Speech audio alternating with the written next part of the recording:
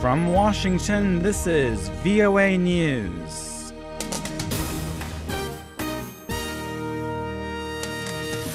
Two state capitals in Nigeria come under militant attack, and Hong Kong student activists try a new tactic in their campaign for greater democracy. I'm Michael Lipin. Suspected Islamic militants have attacked two Nigerian state capitals in the country's northeast, targeting a crowded market and a police facility. In one of Monday's incidents, witnesses in the Borno state capital of Maiduguri said two explosions hit the same market where two female suicide bombers killed dozens of people a week ago. The witnesses said at least 5 people were killed in the latest attack. Earlier, suspected Boko Haram militants attacked a police facility in the Yobi state capital of Damaturu, prompting residents to flee into the bush. A Nigerian Defense Ministry spokesman told reporters that ground and air forces were fighting off the militants in Damaturu. 3 Hong Kong student leaders have started what they call an indefinite hunger strike to pressure the government to make concessions on democratic reforms. The 3 activists declared the hunger strike late Monday, hours after leading a failed attempt by pro-democracy protesters to besiege the government's Hong Kong Island headquarters. Thousands of police used batons, pepper spray, and water spray to stop hundreds of demonstrators from breaching a protective cordon around the government complex early Monday and late Sunday. Several protesters and police were injured in the confrontation. Police accused some radical protesters of assaulting the officers. At least 18 protesters were arrested. The demonstrators have been demanding what they call a genuine democratic election for Hong Kong's leader in 2017. You're listening to VOA News.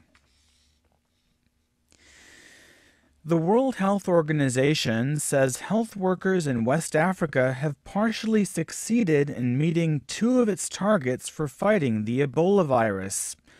By December 1st, the UN agency had called for medical treatment to be provided to 70% of people infected with Ebola and for safe burials to be conducted for 70% of Ebola fatalities.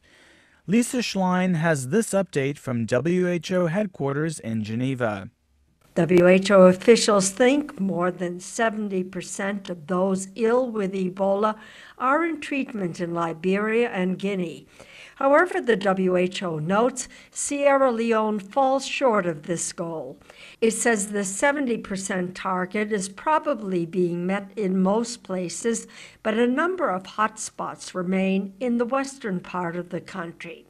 WHO Assistant Director General Bruce Aylward says there is some good news on the second goal. In all 3 countries, it's clear now that more than 70% of the Ebola deaths that we know about are buried safely. And this is because in the past 60 days, the number of safe burial teams has more than doubled from probably less than 100 or thereabouts to nearly 200 or just over. I think we're squeaking in at 202. While significant progress has been made toward the 70-70 goal, Aylward says that is not good enough to stop Ebola. Lisa Schlein for VOA News, Geneva. UN Secretary General Ban Ki-moon is praising the progress the world has made in combating AIDS, but also warns that gains remain fragile. In a statement marking World AIDS Day on Monday, Mr. Ban highlighted the importance of improving access to medical treatment, particularly for infected children and young women. The UN chief urged world leaders to do what is necessary to reach a goal of eradicating AIDS by 2030. Worldwide, an estimated 35 million people are living with HIV, the virus that causes AIDS. U.S. President Barack Obama is calling for millions of dollars more in federal spending to improve the functioning of police forces across the country. He made the appeal on Monday in response to the fatal August shooting of an unarmed black teenager by a white policeman during a street confrontation in the central town of Ferguson, Missouri. Mr. Obama announced a proposal to provide $260 million to police forces across the U.S. He also said the country needs an honest conversation about the state of law enforcement. The president said Americans of color do not feel that they are being treated fairly by police, creating what he called a simmering distrust in communities and weakening the country. I'm Michael Lipin reporting from Washington. That's the latest world news from VOA.